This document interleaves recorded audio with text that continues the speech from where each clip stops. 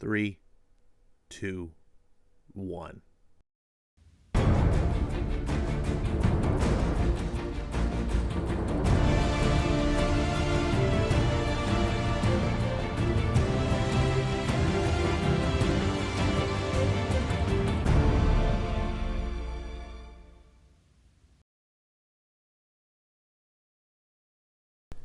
What's going on, everyone? You're watching Ash on Comics, and today we're going to be talking about Starhenge, Book 1, The Dragon and the Boar. Written, illustrated, and lettered by Liam Sharp, who I discovered back when he was doing Wonder Woman for Rebirth. I wasn't reading Wonder Woman. It's not really a character that I gravitate towards, but it caught my eye because of the really, I don't want to say unique. I've seen similar styles like this before, but it's definitely it feels unique today. It feels unique. It's definitely different. It's really outside the norm, and it's quite striking. And I don't have any interior pages on hand to show you, but this was pretty indicative, this cover here, of what the interior art kind of looked like to my recollection. And it just has, I just love this style. This is really wicked. I don't know a better word to describe it, but it really lent to the fantasy aspects of Wonder Woman that I think make the character more interesting in my eyes than rather her just being some girl in a skirt with a lasso fighting crime in the city streets. Like, it's kind of goofball to me, but when you can put her in the mythology, kind of like what Walt Simonson back in the day with Thor, when he just stripped all the nonsense out and just said, this is Thor, he's a god of thunder, son of Odin in Asgard, and he put him in Asgard, and all of a sudden it was just mind-blowing, just the world building that you had. Anyways, this was like, ooh, I don't know. And if I would have, I kind of want to go back actually maybe and go read these now that I think about it, just for the art alone. I love it. Liam, you're probably not watching this video, but I just want to tell you as a fan, this is the art that you do that I like. I love more of this, please. This, right, this cover, this is my favorite of all your styles, and I'm going to get into. So his style has, just like a lot of artists, he's got different ways that he does things, different styles. This is what his Green Lantern series that he did later with Grant Morrison, and I really like his line work here. It's really evocative of the old school 70s sci-fi that was kind of like the European. If you've seen it, like the Mobius stuff. I'm not an aficionado, so I can't pull, but is it Jarodowski? I can't pronounce his name. Anyone that knows better is probably laughing at me, but I really dig this style, and it was really good for Green Lantern, and even better for Adam Strange. Look at how, has Adam Strange ever looked freaking cooler? Again, so I was getting this Green Lantern series. I noped out of it because Grant Morrison was starting to bore me, and I had a fundamental disagreement with DC doing their whole seasons, and comic books are not TV shows. They were like, we're canceling it so we can do this intermission miniseries, and then we're going to reboot it for another season, and I'm just like, screw you, DC. But zero to do with Liam Sharp. I wish they would have just had Green Lantern, kept Liam Sharp as an artist, not gimmicked us with all the BS. And then later Liam came back and he was doing a collaboration with Garth Ennis on a Batman story. I was like, Garth Ennis doing a Batman story? Liam Sharp drawing it? No brainer. But I didn't get this because I was rebelling against the higher price of comics. Like, oh, we're going to charge $5 for the comic instead of $3. And then I saw the art. And this cover is really not a great indication of it. But Liam has this painterly art style that I don't know how long he's been doing it, but it's really started to come more in the fold. And this book was entirely painted on the inside, just like the outside here. And it reminded me of like Arkham Asylum, if you remember that old series from back in the day. It reminded me, I was like, I want just comic books. Like this is not the Liam Sharp that I liked, so I rebelled. Now, back to Starhenge. This is the new book. Just came out like last week. And I encountered Liam on Twitter. And he was really gracious and nice and polite and friendly, enthusiastic about his book. And he made a comment about it. A couple of key words that hit me: Arthurian mythos and space sci-fi. I was like, immediately I was like, sold, because those are just two things I love. If you know me, my favorite fictional world universe story ever is Star Wars. The original Star Wars by George Lucas. It's the first movie I ever saw in the theaters, the original Star Wars in 1977.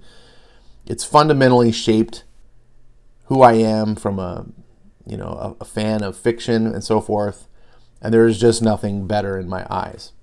Arthurian mythos comes very close. And Lucas taps in a little bit for his stories. And he borrows a lot of different things for it.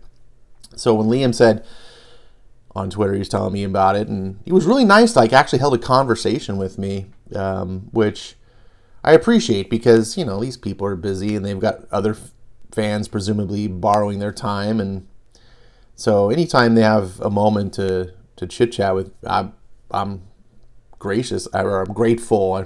I'm not the gracious one, but you know what I mean. So he was really cool about it. He was like, hey man, the book's coming out. I was asking him some questions, like how long it was going to be, and he's got ideas for a long-going story, but of course, like anything, it's all going to matter on sales. And just from his attitude and his friendliness towards me and professionalism, I was like, I'm going to support this book. I'm going to buy this book because this is what I want. I want professional comics creators. You don't have to kiss my ass, and Liam never once did kiss my ass. But he was just nice. He was just, hey, I'm really excited about this book. It's a passion project of mine, and I want to do it. And I was like, well, I've liked what you've done in the past. I'm going to try it. Now, the interior art, unfortunately for me, is the painterly style that he's liking to do these days. I kind of understand why, but Liam, man, don't knock your line work, man. It's good. It's good. Go back, revisit it someday, please. But so this book, I don't know how to describe. I can kind of see some Arthurian stuff in it, kind of. It's really out there, but in a cool way. The closest thing that I can think of that this book reminded me of was the Decorum by Jonathan Hickman, which I covered on the Unnamed Indie Comic Show that I was doing with Skip and Tosh, and that was a fantastic book, and it was very imaginative sci-fi. This has some elements to that, so if you like Decorum, which I did, this may appeal to you as well. It also has a very European, UK kind of comics vibe, and then the art is just, it's beautiful. I'm not sold oftentimes that this kind of art is the best for sequential storytelling. It feels like most painted art, when I see comics like this, it feels like a series of paintings rather than sequential art. And it's beautiful to look at, but it's hard for me in a sense of, I'm really a fan of sequential storytelling, and some of my favorite artists of all time aren't necessarily the most beautiful artists. Perfect examples, Frank Miller. He's not the kind of guy necessarily that I want to do pinups of his art, but he's a master of sequential storytelling. Liam could take some lessons from that. So I don't really want to go into the plot of this book or anything like that. It's very, I'm already 10 minutes in and I haven't even really talked about it. I kind of want to show off what the interiors look like, but it takes place. It's a very interesting narrative. It leaps back and forth in time, which I found it very confusing at first, and I had to stop and go back and wait and go and try to. The narrative is a little bit. I don't want to say it's disjointed, but it feels a little chaotic. I think it makes a lot of sense probably in Liam's head. He's probably been knocking this story around for 20 years. So it's really clear to him, and not so much when you're trying to squeeze in what 32 pages I think this book is. It's also kind of weird how the narration is told from a 18-year-old girl who, I'll just give credit. Like, I'll be generous. She talks like an 18-year-old girl. I was about to say she doesn't really talk, but it's whatever. She talks. The point is she talks. It feels out of place because her narrative is over, like we're seeing seen in the future. Was it 100 years in the future? Because it's the year 2112. Nice one, Liam. Nice one. And you get this narrative that's talking in our day, and you don't know why yet. So it's like your brain can't process, why does it sound like this? You don't have the context yet. Liam didn't establish that until later. So when you go back on a successive read, it plays better because you understand the context, you understand what you're reading. But in the beginning, your brain doesn't have all the pieces of the puzzle. Long story short, the story of this book is that humanity in the future reached the stars. Like many sci-fi stories, if we reach the stars, yay!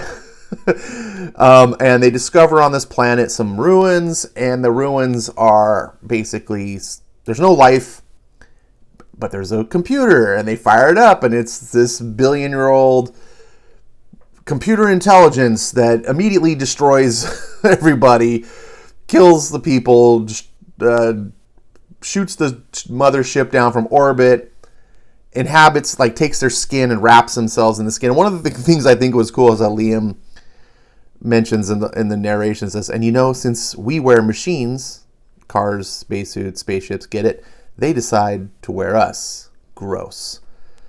And that's just kind of, again, the flavor of this 18-year-old girl dialogue. But it is kind of neat. Like, I've never thought of that before, about how, like, yeah, we wear machines, so the machines wear. Like, that's like, it's a pretty neat little touch.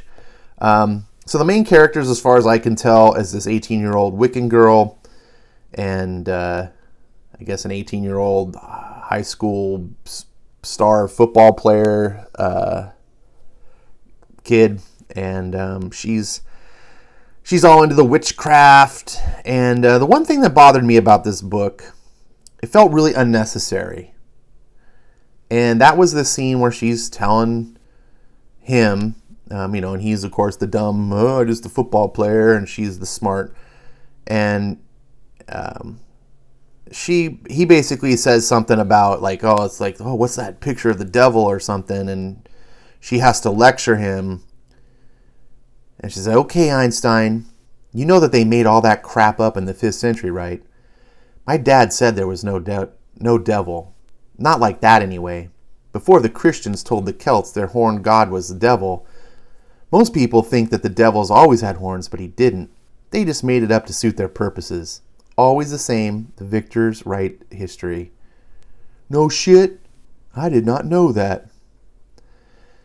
Okay. This is a problem. Number one, some people are going to maybe roll their eyes and be like, well, who cares? What's the point, Ash? And I'm going to be transparent and say, of course, I'm a Christian, so I find some fault in this. But it really does not have to do with the religious aspects. It has to do more with, why do fictional characters need to tell me, the reader, what I believe is wrong? Whether it's religion or politics or what have you. fictional characters should not be speaking about real world things. And I find it ironic here. I'm not sure if it's just self-unawareness or whatever, but this girl even says, my dad told me. Self-admittance that all she knows is because her dad told her so. And now this kid is like, I did not know that. And now he's going to go on because some little 18-year-old know-it-all girl told him.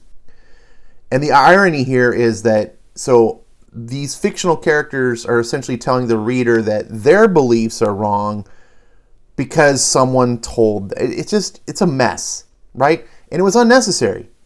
You don't have to do any of that. You could just say, no, that's not the devil or whatever. That's Celtic symbolism, blah, blah, blah. Move on. That's it. That's it. Don't need to interject. I just don't do that stuff. And again, it's not about Christianity. It could be whatever. Just don't have characters address. It takes me out of the story when they address my world. Just stay in your world. Okay? Christianity has nothing to do with this story, right? You never see Luke Skywalker stop and pause and be like, well, there is no real devil or God, or like, it's just, you see what I'm saying? Hopefully you understand. But it took me out, and I'm like, this. And the reason I'm harping on it is because it was so unnecessary. And Liam, he could have got away from that. And I feel like there was a couple points in this book, like right here, where like Liam's taking the time to almost interject his own knowledge to the reader. I'm going to teach you something. Did you know that Christians made shit up in the 5th century? Did you know? And I'm going to have my characters talk to you and teach you these things that I want. And it's like, no, I just tell the story. Because here we get football guy talking about PSA. Did you know that Spanish missionaries like the 200 years ago lost some runaway Native American workers out in the swamp? Blah, blah, blah, blah, blah, in the thick. And this is why it's called. Okay, cool. Got a history lesson. Now, not a deal breaker. The book itself, actually, pretty cool. My freaking phone. Sorry. I didn't say anything to you, Google. So the story itself is really actually pretty cool. By the time I got to the end of the book, I was like, I want to know more. And this video is going pretty long, but suffice it to say, there are these space knights. Yeah. Wrong, right? Right? And they were like fighting the AI guys and all this stuff, and apparently they all got wiped out. The AI is called the Cast. And all I know is that they're space knights and they have electro sabers. Badass. I want more of this, Liam. I want to see the battle of the space knights with electro sabers. But I think that's a tease. So there's so much to cover in this. I don't have time. It bounces back and forth in time. I think some of these characters that are in in the present time, this girl and I don't even remember their names. That's bad too, Liam. Repeat their names a little more often. Girl and guy are in our time, like present day time. And I believe because of the way the time jumping goes, it's like bodies. I don't know. We're going to find out. A lot of stuff is left unclear, and that's done on purpose so that we can kind of piece things together, and it keeps you interested. This is the Space Queen. And I don't know why my phone is beeping when I have the volume turned all the way off, but there we go. And at the end, we see one of the prince, I guess. He has to go back in time to find Merlin, or is he Merlin? I'm not sure. There's a line where the queen tells her son, I need you to go, Wilt, though it breaks my heart, because of who you are, because of what you can and must do. I need a Mer to swim the tides of time, and a Lin to cease the assault on the filigree of order. So, a Mer and a Lin, okay. And it's funny enough, as being an Arthurian mythos fan, I didn't even really catch that. So I was like, my brain was like, oh, maybe like the boy and the girl, one's a Mer, one's a Lin. And I was like, but when he shows up and this old man, he's like, Lord's beard, can it be? Can you speak? Who are you, child? Merlin. So I don't know if he's answering, that's who he is, or if he's addressing this guy as he's found him. And he's clearly a Mer beforehand, so I don't know. It's interesting things. It's not, a lot of stuff's not explained, and it's, like I said, it feels very chaotic, and it's challenging you to try to piece together what's going on, but in a kind of a cool way. Like I said, as I was reading it, it was a little irritating, and I was a little bit like frustrated that it didn't flow right, but I was okay with it because I know Liam is, technically he's a professional writer, but he's not a professional writer. Like, that's not his forte. He's an artist who can write. So I'm not expecting him to be a master of the writing craft. I'm getting his book for his art and hope that he can also write well. So I'm forgiving on some of this stuff. But like I said, at the end, all that really matters is, did you enjoy your experience? And I did. It's really kind of cool and interesting, and it's out there, and it's really imaginative. And this is something that I know from speaking to Liam, that this is like a really big passion project for him. And that kind of oozes off the page. This is a very personal work. This isn't just a corporate, okay, well, we need to get out the next, Avengers book, craft some shit together, right? This is from the heart. And so I'm really curious to find out what happens in the storyline as far as the plot goes. And I'm also curious to just kind of see what makes Liam tick. Like, what's in that beautiful mind of his? Like, how does he see the world? That's kind of a great thing about art, right? Is it gives you a peek into the artist. So that's all for today. A little bit longer than I expected, but I hope you enjoyed. And I hope you made a decision. I recommend going pick it up. This is not a big print run book. It's not a big hype book, so stores aren't ordering it. Like, if this at all has any interest to you, go support good artists, good creators in comics. The independents really need your help. It's only $3.99 for 32 pages. So, wait, I'm pretty sure it's $3.99. Let me double check, because I could be lying to you. And back. Watch while Ash takes forever to go through the internet while you wait. Okay, here it is. Yep, $3.99 cover price. So, yep, 30. And it's 30 pages, no art. So it's actually really 30 pages. So I recommend this book. I'm going to give it 4 stars. Just, it's better than average. 3 is average. 4 is better than average. It's not 5. It's not perfect. But Liam, thumbs up. And hope you like this. Leave comments below. And I'll see you next time.